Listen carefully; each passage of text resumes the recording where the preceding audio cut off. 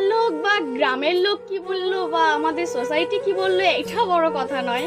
সবথেকে বড় সমস্যা তখন তৈরি হয় যখন নিজের ঘরের মধ্যেই নিজের বাবা মার কাছেই ছোট হতে হয়, নিজের বাবা মার কাছেই নিজের মায়ের কাছে নিজের মেয়ের চরিত্র সম্বন্ধে বাজে কথা শুনতে হয়।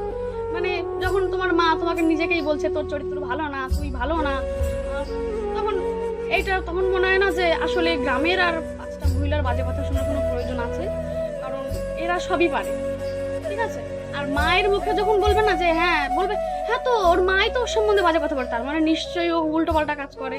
তো জীবনে যদি জীবনে কোনো অপশন দেওয়া হতো যে জীবনে তুমি কি চেঞ্জ করতে চাও এমন কোনো কিছু, তাহলে সবার আগে আমি বলতাম আমি আমার মাকে চেঞ্জ করতে চাই।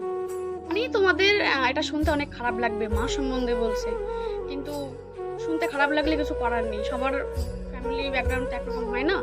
আর এটা অনেকে বলে যে অ্যাকচুয়ালি অনেকগুলো ভাই বোন থাকলে অনেকে আছে না, বলে না যে ছেলে মেয়েকে সবাই সমান চোখে ভালোবাসে বাবা মা। এটা একটা ভুল কথা। ছেলে মেয়েকে কোনোদিনও বাবা মা সমান চোখে ভালোবাসে না।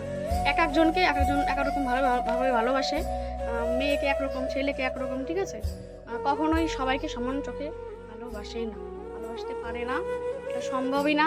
কারণ যে ছেলে মেয়ের টাকা বেশি, ছেলেকে কেন ভালোবাসবে না কেন?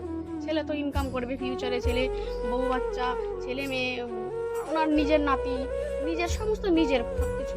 সুতরাং ছেলেকে ভালোবাসলে ছেলেকে তো সারা জীবন থাকবে, আর মেয়ে সে তো পরের ঘরে চলে যাবে। সুতরাং মেয়েকে কোনো উন্নতি করার কোনো প্রয়োজন নেই। মেয়েকে মোটামুটি পড়লেও ভালো, না পড়লেও ভালো, বাস একটা ছেলে দেখে বিয়ে করে বাড়ি থেকে পার করতে পারলেই বাঁচি।